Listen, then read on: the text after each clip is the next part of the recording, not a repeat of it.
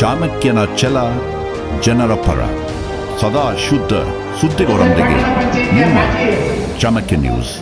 ಮಾಜಿ ಅಧ್ಯಕ್ಷರಾಗಿರ್ತಕ್ಕಂಥ ಮದಿಯವರನ್ನು ಕೂಡ ತಮ್ಮೆಲ್ಲರ ಪರವಾಗಿ ತುಂಬ ಹೃದಯದ ಸ್ವಾಗತವನ್ನು ಕೋರ್ತಾ ಇದ್ದೇನೆ.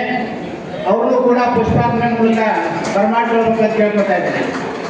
KMFನ ಸದಸ್ಯರು ಸಹೋದರರಾಗಿರ್ತಕ್ಕಂಥ ಸಿದ್ದು ಕೋಲಾರ್ ಅವರನ್ನು ಕೂಡ ತಮ್ಮೆಲ್ಲರ ಪರವಾಗಿ ತುಂಬ ಹೃದಯದ ಸ್ವಾಗತವನ್ನು ಕೋರ್ತಾ ಇದ್ದೇನೆ. ತಾವೆಲ್ಲರೂ ಚಪ್ಪಾಳಿ ಮೂಲಕ ಅವರನ್ನ ಸ್ವಾಗತವನ್ನು ಕೂಡ ತಮ್ಮೆಲ್ಲರ ಪರವಾಗಿ ತುಂಬ ಹೃದಯದ ಸ್ವಾಗತವನ್ನು ಕೋರ್ತಾ ಇದ್ದೇನೆ. ಜೋರಾದ ಚಪ್ಪಾಳಿ ಬಗ್ಗೆ ದಯಮಾಡಿ. ಆನಂದ ದೊಡ್ಡಮನಿ ಅವರು ಸೊಳೆಸೂಟದ ಯುವ ನಾಯಕರು, ಆತ್ಮೀಯರಾಗಿರ್ತಕ್ಕಂಥ ಆನಂದ್ ದೊಡ್ಡಮನಿ ಅವರನ್ನು ಕೂಡ ತಮ್ಮೆಲ್ಲರ ಪಕ್ಷದ ಮುಖಂಡರು, ಯುವ ನಾಯಕರು ಎಲ್ಲ ಆಸೀನರಾಗಿರಿ. ತಮ್ಮೆಲ್ಲರನ್ನು ಕೂಡ ಈ ವೇದಿಕೆ ಮುಖಾಂತರ ತಮ್ಮನ್ನು ಕೂಡ ತುಂಬ ಹೃದಯದ ಸ್ವಾಗತವನ್ನು ಕೋರ್ತಾ ಇದ್ದೇನೆ. ಅದರ ಜೊತೆಗೆ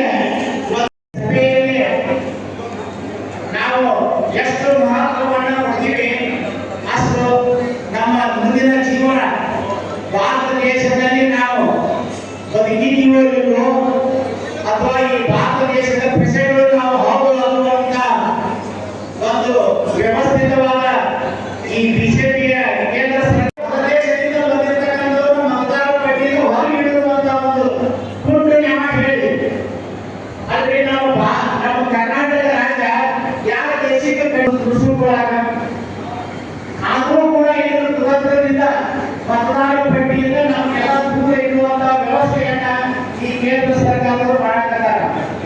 ಯಾಕೆ ಈ ಮಾತನ್ನ ನಾನು ನಮ್ಮ ಕಾಂಗ್ರೆಸ್ ಪಕ್ಷದ ಮುಖಂಡರಿಗೆ ಕಾರ್ಯಕರ್ತರಿಗೆ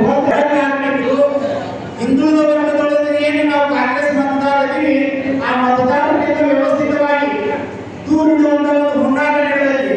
ಅದಕ್ಕಾಗಿ ಇವತ್ತು ನಮ್ಮ ಜಿಲ್ಲಾ ಪದಾಧಿಕಾರಿಗಳು ಬಂದಾರ. ನಿಮಗೆಲ್ಲ ಸುಮಾರು 4 ರಿಂದ 5 ಜನ ನಿಮಗೆ ಮಾಹಿತಿ ಕೊಡಾಕ ಟ್ರೈನಿಂಗ್ ಕೊಡಾಕ ಬಂದಾರ. ಇದರಲ್ಲಿ ನೀವು ಲಕ್ಷ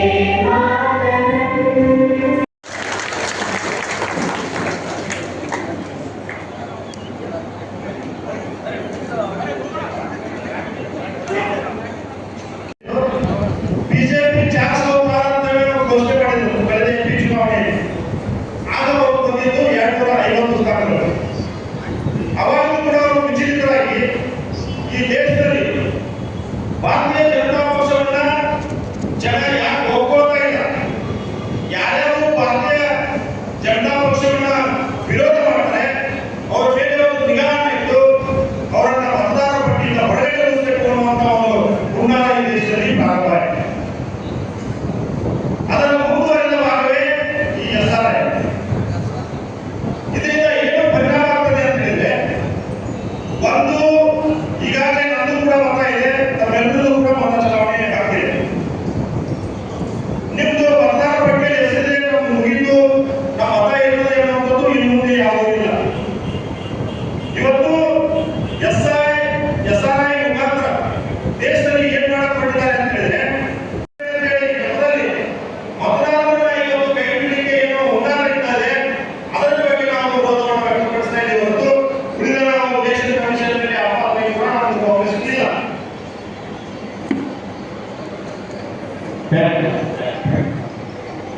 ಇದು ಪರಿಷ್ಕರಣೆ ಅಲ್ಲ. ನಾವೇ ಹೇಳಿದೆ, ಪ್ರತಿ ವರ್ಷ ಹಿಂದೆ ಯಾಕೆ ಹೇಳಿತ್ತು ಆ ರೀತಿ ವ್ಯವಸ್ಥೆ ಇಲ್ಲ, ಇದೊಂದು ಹೊಸ ವ್ಯವಸ್ಥೆಯನ್ನು ಮಾಡೋದನ್ನ ಹೇಳಿದೆ. ಈಗಾಗಲೇ ಇದು ದೇಶದಲ್ಲಿ ಸಾಕಷ್ಟು ಬಾರಿ ಪರಿಷ್ಕರಣೆ ಆಗಿದೆ. ಆದರೆ ಈ ಬಾರಿ ಸ್ಪೆಷಲ್ ಇಂಟೆನ್ಸಿವ್ ಪಿಕ್ಚರ್ ಅಂತ ಮಾಡಿ ಇದನ್ನ ಹೊಸ ರೂಪವನ್ನು ಕೊಟ್ಟು ಚುನಾವಣೆ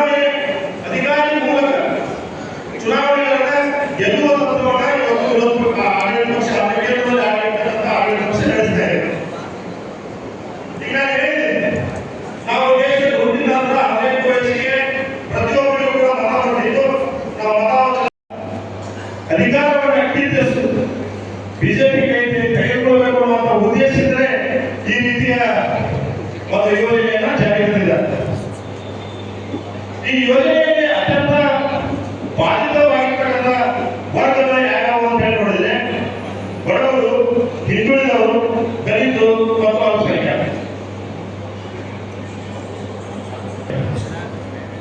ಕಾಂಗ್ರೆಸ್ ಪಕ್ಷ ಸ್ವತಂತ್ರದ ನಂತರ ಈ ವರ್ಗಗಳಿಗೆ ಅತಿ ಹೆಚ್ಚು ಯೋಜನೆಗಳನ್ನ ನೀಡಿದ ಪರಿಣಾಮವಾಗಿ ಇವತ್ತಿಗೂ ಕೂಡ ದಲಿತರು, ಅಲ್ಪಸಂಖ್ಯಾತರು, ಬಡವರು ಕಾಂಗ್ರೆಸ್ ಪಕ್ಷವನ್ನ ಬೆಂಬಲಿಸ್ತಾ ಇದ್ದಾರೆ. ಅವರನ್ನ ಈ ಪ್ರಕ್ರಿಯೆಯಿಂದ